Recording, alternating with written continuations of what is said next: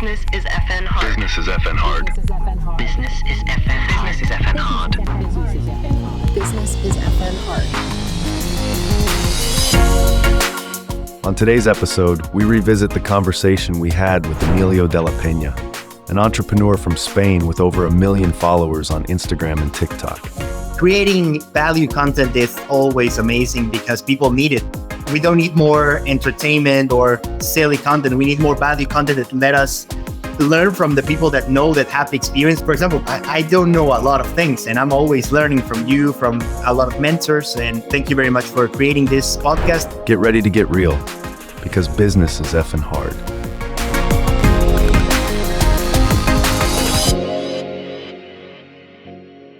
How to 20 seconds? Well, I will say, I think the best way to describe me is I'm a passionate guy. Basically, I live and do what passions me. I think that's one of the blessings in life you can have. I basically do marketing. With my personal brand, I have 1 million followers in Instagram and TikTok. And also I have a business that develops a immersive experience of Mexico that made you feel like you're in Mexico, but without leaving Spain.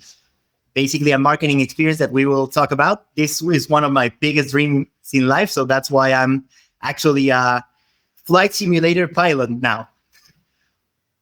Right now I'm in Valencia. Valencia with our market research was the best place where we can start the business because we are making the MVP.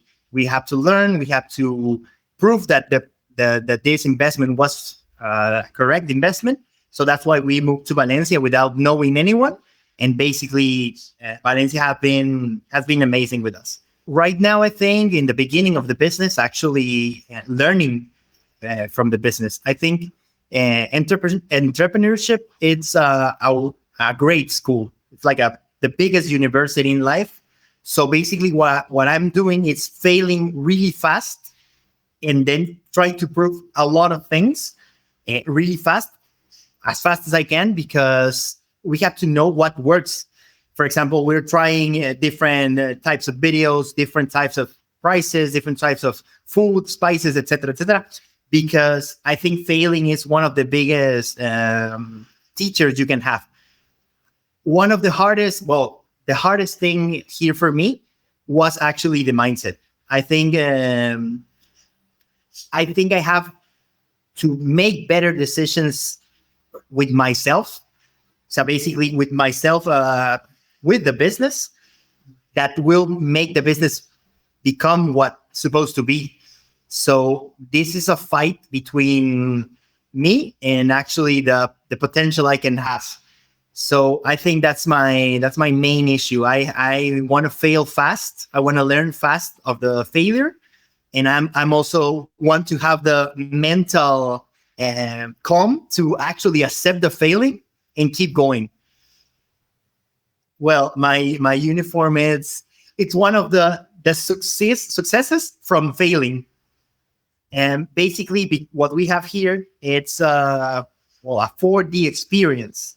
But because it's a flight simulator, basically we go and record the Mayan Peninsula. We have permissions for recording with drones every archaeological site from Mexico and every archaeological site from Mexico with drones. So basically, I'm a pilot of a flight simulator.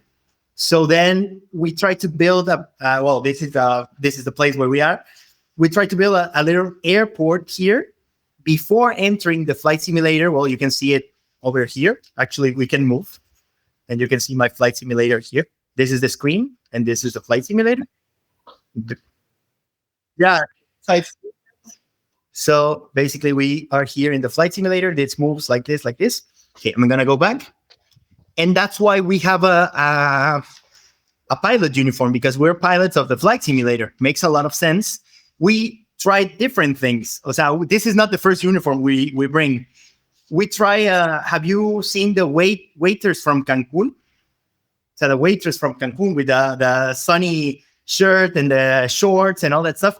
We tried that because we were supposed to be waiters from Cancun, but nobody understand that. basically, what are you? Why are you dressed like a normal regular guy? And I was like, okay, if you haven't been to Cancun, you don't know the inside joke of the waiter from Cancun. And basically, this is like a power up because you're a pilot. I think it shows a little bit more of professional things, you know. It's kind of a branding because we have been in an incubation program, and also we have to pitch the project with Santander Bank, the Bank of Santander, and I went dressed as a pilot, and actually that was the part of the show, and we won the second prize because we love the show. You know, have you seen the movie The Greatest Showman? We try that. We try to be the greatest show, you know? Well, first I started this business. This was, I started a travel blog at the beginning, like 4 years ago. Well, Mao helped me with the logo and helped me with every part of the business, you know, a long time ago. And I started as a travel blogger. We had this business. We started developing this experience 4 years ago. But the problem was the pandemic. So basically, the pandemic shut us down for 2 years, and the tourism basically broke.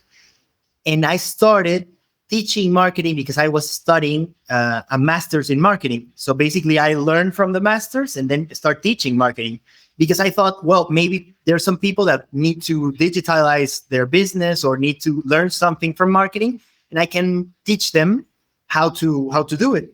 So I started the personal brand of marketing with the master degree and then developed all the following from TikTok, Instagram, and all that stuff. But always looking back on this dream. So basically, I was saying, okay, I'm going to do this. In the meantime, I do this business.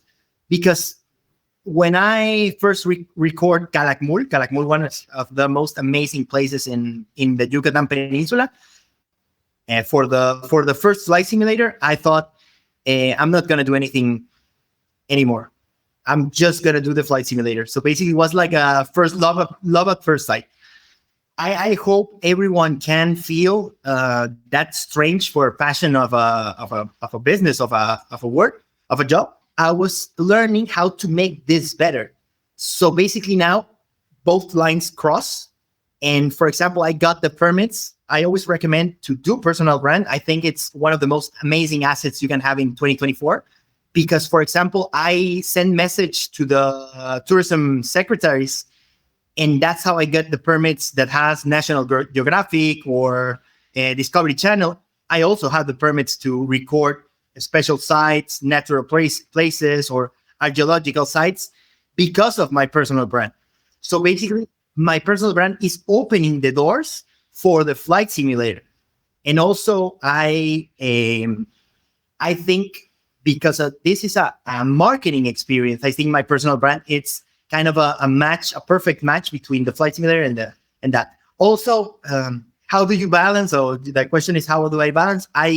Right now, there's not a lot of balance. I have been kind of leaving the personal brand. Kind of leaving the personal brand because there's like really a lot of work to do here. For example, I have to set the experience. We're building a franchise, a franchise manual. Franchise manual. Okay. Yeah, but with the franchise, because we want to franchise this experience, and we have to set it everything done for one person to work with, and that's like I have to get down the mud. I think it's the phrase, and that's why I present the experience. I do basically everything, and the personal brand, it's kind of slow. It's kind of there, but I will keep it up soon. I think I'll keep it up soon because it's really important for me to get more permits or even record more countries. For example, Colombia, Chile, Argentina. I think we can record them, and there's just one message away from recording them. Well, this one is a marketing experience, and it depends on how many people the country or the city sends to the place we are showing. For example, Valencia sends 200,000 people to Mexico a year. But for example, Houston or Austin send 2 million, 1 million people. So there's a market with the interest of the country. So basically, we're not creating something new. We're showing a country that's well positioned in the mind of the people.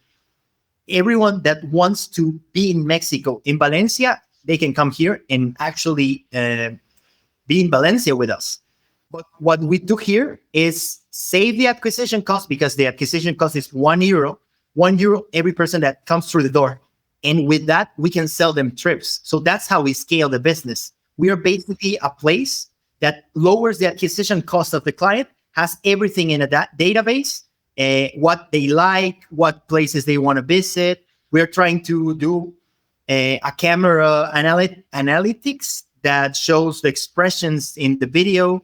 So basically, we're like a lead magnet, but the people had to pay for the lead magnet so they can turn into a qualified lead, and then we can sell them trips to the place we are showing. Also, because we have a lot of facilities or a lot of contacts with the government, we can make the trip way better. For example, having a dinner in a fortress, or shutting down an archaeological site, a small one.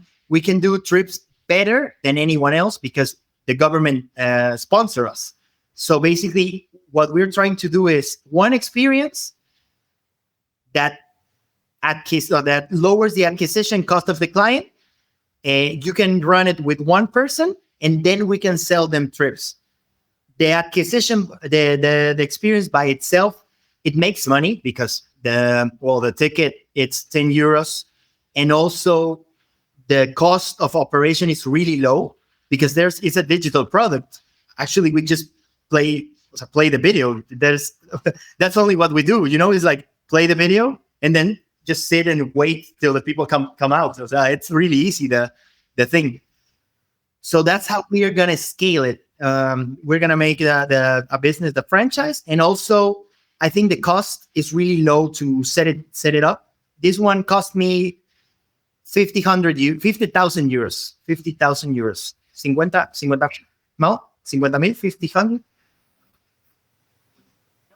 50,000. So basically, I think we can do way better on decoration and way better of learning. But what we want to learn is how to build the best experience that can sell trips.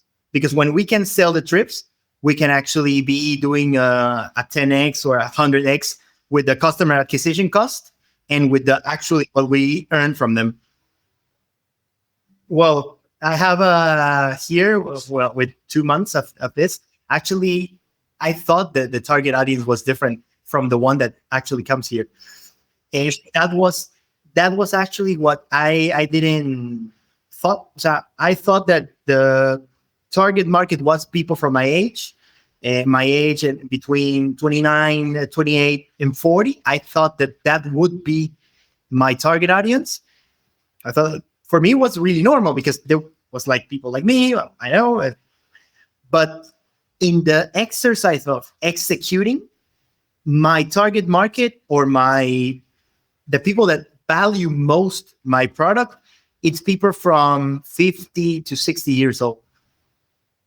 So basically what I did is try to do my MVP and pay some Facebook ads really open. The market really open from 18 to 65. And then when the people start coming, I start realizing that the people that used to value most experience was people from 50 to 60. So then I changed a bit of things that make those people, for those people easier to come here. For example, you used to book your tickets in the web. Now you can book your tickets also in my WhatsApp. But for example, for people from 60 years old, sometimes it's like really hard to book in the web. So I would suggest to make those mini MVPs and then bet on the Facebook ads or Instagram ads with a huge market. You can try also a lead magnet, for example, a mini course or a mini ebook. And also, for example, with this podcast, we can make an ebook. hey, 10 secrets of how to build an immersive experience from another country. You place it in Facebook ads, and then we see who's downloading it and how old are they. I think that's the best way to make a market research. It's like instead of minimum viable product, I think you can make a minimum viable community. Well, my business now hit the 6,000 followers in 2 months. So basically, we're building the brand really, really, really cool. You can find it in Instagram at Siente el Mundo, like feel the world, but in Spanish, and with a guión bajo. How do you say guión bajo, though? With a dash, with a down dash. And for my personal account, at Emilio Dela, like Emilio Dela Peña, Emilio Dela P. So a P. There will be the whole story from how we build a 1,000 franchise, 1,000 flight simulator franchise. That's the main goal. 1,000 flight simulators and recording the whole world. That will be amazing for me. Also, I'll be, if you can send me some nugget from this video, I'll be posting it in my social media also, so we can have a bit more of a punch with my social media. Helps a lot, because I think what you're doing is amazing. Creating value content is always amazing because people need it. We don't need more entertainment or silly content. We need more value content that let us learn from the people that know, that have experience. For example, you. For example, I don't know a lot of things, and I'm always learning from you, from a lot of mentors. And thank you very much for creating this podcast and also for inviting me. Hey there, Calvin Smith here, professional EOS implementer and entrepreneur just like you. For the last 15 years, I've built businesses from the ground up, some that have soared and some that nearly broken. I felt the chaos, worn the hats, and hit the ceilings more times than I can count. And then I found EOS. The Entrepreneur Operating System is not theory. It's a simple, practical framework that gave me clarity, control, and traction in my own companies, and it completely changes the way I lead and live. So now I'm super excited. I get to help business owners and leadership teams like you implement EOS so you can break through, get alignment, and actually enjoy running your businesses again. So if you're feeling stuck, overwhelmed, or just want to build something stronger and more fulfilling, EOS is exactly what you've been looking for. I'm excited to talk to you. Let's go.